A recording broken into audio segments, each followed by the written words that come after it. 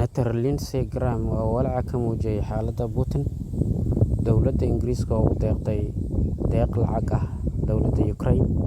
Ku soo dhawaada warkii oo faahfaahsan.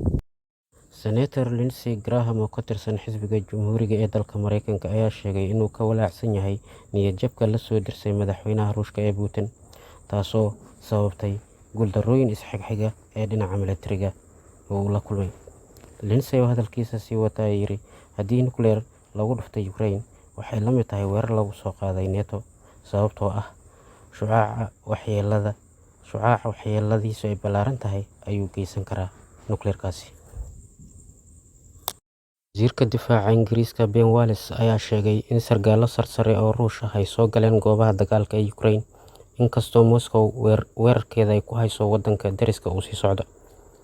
Dhinaca kale, dowladda Ingiriiska ayaa dowladda Ukraine ugu deeqday lacag dhan 1.3 bilyan oo pound ama ganiga Ingiriiska, lacagtaas oo ay dowladda Ingiriisku ku sheegtay in ay ku taageerayso ciidamada Ukraine.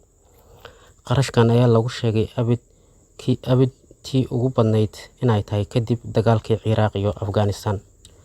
Waxaa xusid mudan, toddobaadkii tagay, wasiirka difaaca Ingiriiska mar uu booqanayay waddanka Finland ayuu shir jaraa'id uu halkaa ku qabtay ka sheegay in dalkiisa Ingiriiska uu taageero ballaaran siinayo waddamada Finland iyo Sweden, inkastoo ay gaashaanbuurta NATO aysan xubno ka ahayn waddamadani.